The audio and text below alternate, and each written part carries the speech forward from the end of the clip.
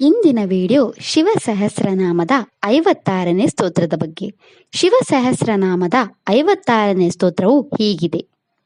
ಮಹಾಮೂರ್ಧ ಮಹಾಮಾತ್ರೋ ಮಹಾನೇತ್ರೋ ನಿಶಾಲಯಃ ಮಹಾ ಅಂತಕೋ ಮಹಾಕರ್ಣೋ ಮಹೋಷ್ಟಶ್ಚ ಮಹಾಹನುಃ. ಈ ಸ್ತೋತ್ರದಲ್ಲಿ ಶಿವನ 8 ನಾಮಗಳಿವೆ.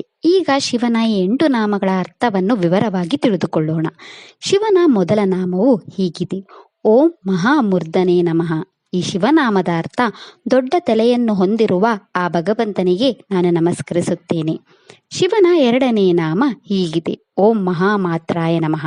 ಈ ಶಿವನಾಮದ ಅರ್ಥ ಬಹಳ ದೊಡ್ಡ ಅಳತೆಯನ್ನು ಹೊಂದಿರುವ ಆ ಭಗವಂತನಿಗೆ ನಾನು ನಮಸ್ಕರಿಸುತ್ತೇನೆ.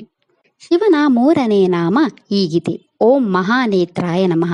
ಈ ಶಿವನಾಮದ ಅರ್ಥ ದೊಡ್ಡ ಕಣ್ಣುಗಳನ್ನು ಹೊಂದಿರುವ ಆ ಭಗವಂತನಿಗೆ ನಾನು ನಮಸ್ಕರಿಸುತ್ತೇನೆ. ಶಿವನ 4ನೇ ನಾಮ ಹೀಗಿದೆ: ಓಂ ನಿಶಾಲಯಾಯ ನಮಃ.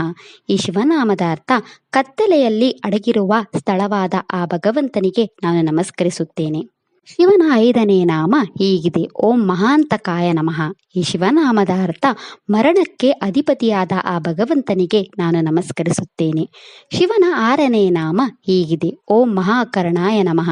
ಈ ಶಿವನಾಮದ ಅರ್ಥ ದೊಡ್ಡ ಕಿವಿಗಳನ್ನು ಹೊಂದಿರುವ ಆ ಭಗವಂತನಿಗೆ ನಾನು ನಮಸ್ಕರಿಸುತ್ತೇನೆ. ಶಿವನ 7ನೇ ನಾಮ ಹೀಗಿದೆ: ಓಂ ಮಹೋಷ್ಟತಾಯ ನಮಃ. ಈ ಶಿವನಾಮದ ಅರ್ಥ ದೊಡ್ಡ ತುಟಿಗಳನ್ನು ಹೊಂದಿರುವ ಆ ಭಗವಂತನಿಗೆ ನಾನು ನಮಸ್ಕರಿಸುತ್ತೇನೆ.